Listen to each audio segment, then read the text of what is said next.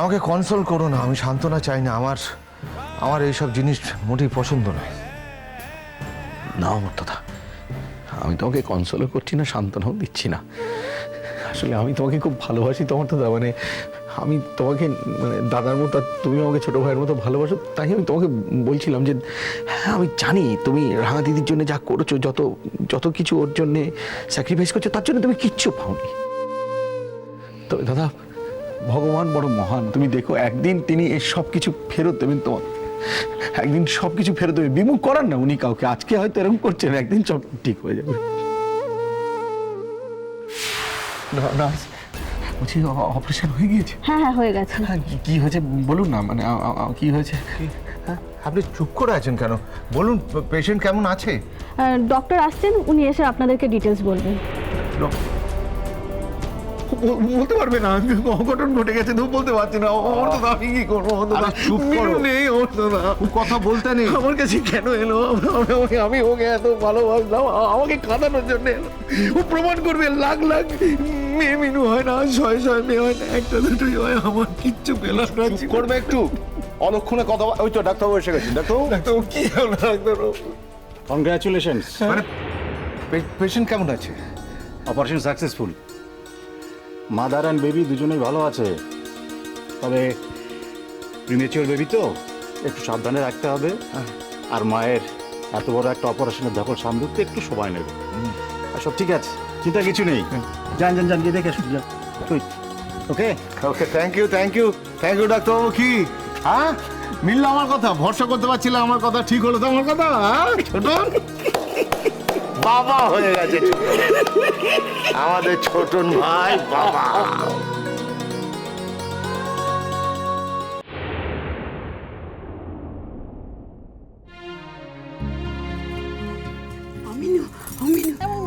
কেমন আছিস মা? কেমন আছিস? ভালো আছিস তো মিনু? হ্যাঁ এমনি ভালো আছি, একটু দুর্বল লাগছে। মিনু মিনু, বাচ্চাটা কইলো, বাচ্চাটা আমাকে একটু দে না, আমি একটু কোলে নেবো। দে না বাপু, আমাকে একটু দে না।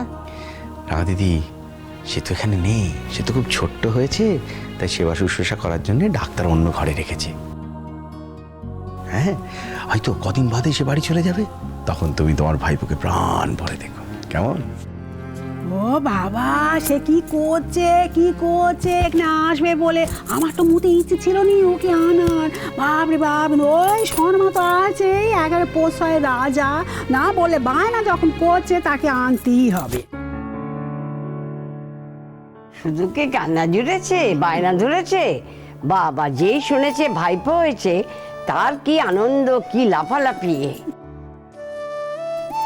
আনন্দ হবে না বল, আনন্দ হবে না মিনু, আনন্দ হবে না বাবা। আমার এই ভাইটা কতখানি ছোট ছিল, এইটুকুনি এম ছোট ছিল, তাই না মা? বলে এম ছোট ছিল। সেই ভাইটা বড় হলো, সেই ভাইটা বিয়ে হলো, সেই ভাইটার আবার একটা পুচকু হয়েছে। আমার আনন্দ হবে না বাবা? আমার খুব আনন্দ হচ্ছে। এই মিনু, বেশি মাগি বেটা বেটা বেটা, বেশি মাগি ফেলাবি নি। আমি জানি বাপু, তোমার খুব কষ্ট করে বাচ্চা হয়েছে, অনেক কষ্ট পেয়েছো, তা বলে যেন এটা ভাববিনি যে ছেলে নিয়ে তুই বাপু পর হয়ে গেলি আর আমরা বাপু পর, যেন খবরদার ভাববিনি গো। হ্যাঁ রাঙা দিদি, বাড়িতে গেলে ভাইপোকে কিন্তু তুমি দেখভাল করবে, কেমন? বাবা ও কবে দেখা শোনা, এমন কথা বলিস, কাকে দেখছিস রাজার পাঠ? তুই যেন আমাদের মানুষ করে একদম এমন করে উল্টে পড়ে গেছিস। রাত্রির তো দুটো ডাল ভাত, যা কর তোমার ছুনামাই করতে চালুনি, নিজে ঝরঝর করে চালুনি, ছুটের বিচার করে যা। রাঙা দিদি অত জোরে কথা বলে না, এক্ষুনি ডাক্তারবাবু এসে পড়বে, আর এটা হসপিটাল, আস্তে কথা বলতে হয়। ছুটকিরও দোষ আছে, ওকে খাপানোর কি দরকার?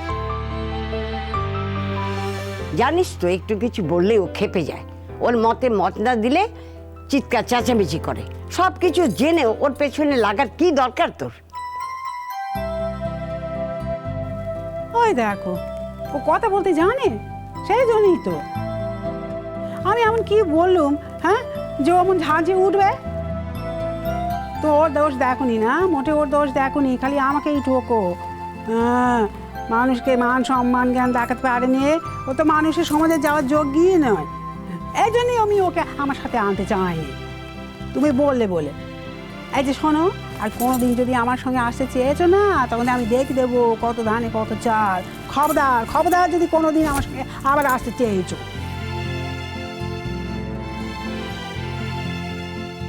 পারি, তুমি তো মিনুকে দেখতে এসেছো, তোমার ভাইপোর খোঁজ নিতে এসেছো। তুমি এখন পিসি হয়েছো, তোমার কত দায়িত্ব। এভাবে ঝগড়াঝাটি করলে কি হয়? চুপ করে বসো মা, তুমি তো আমার সোনা মা, লক্ষ্মী মা।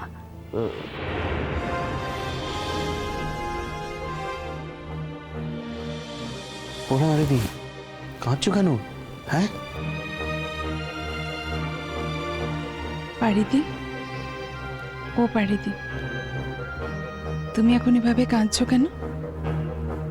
তুমি কাঁদলে আমার ভালো লাগে? আমি তো সারাক্ষণ একটা কথাই ভাবছিলাম, যে আমার পারিদি কখন আসবে, আমার পারিদি কখন এসে আমার মাথায় হাত বুলিয়ে দেবে, তবে না আমার কষ্ট কমবে। তুমি যদি এখন কান্নাকাটি করো তাহলে আমার কষ্ট কমবে কি করে?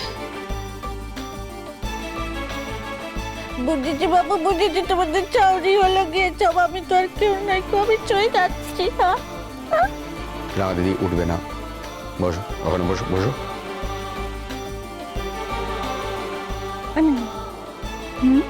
বলো। মিনু মিনু, আমার ভাইপোকে কেমন ধারা দেখতে হয়েছে রে? হ্যাঁ, তোর মতো কেলকি হয়েছে না আমার ভাইয়ের মতো এমন সুন্দর হয়েছিল? হ্যাঁ,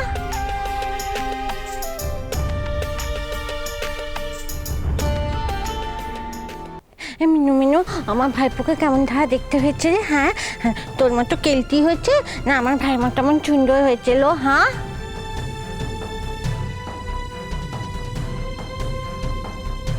ও, এখন তোমার ভাইয়ের সব ভালো আর আমার সব খারাপ বুঝি?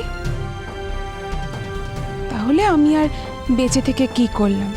মরেই যেতে পারতাম। তাহলে আমার পারিদির আর কোনো কষ্ট থাকতো না। আমার পারিদি তার ভাইয়ের জন্য একটা টুকটুকে ফর্সা দেখে বউ নিয়ে আসতো।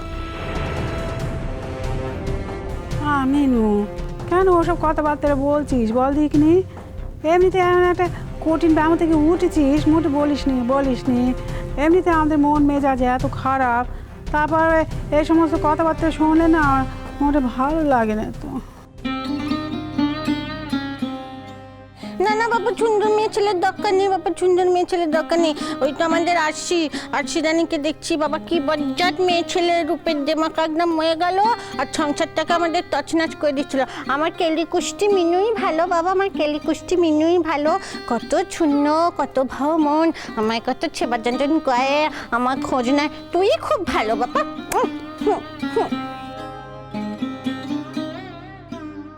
রাঙা দিদি, তোমার ভাইপো কিন্তু আমার মতো হয়নি, মিনুর মতো হয়নি। কার মতো হয়েছে? তোমার মতো রং পেয়েছে। হ্যাঁ,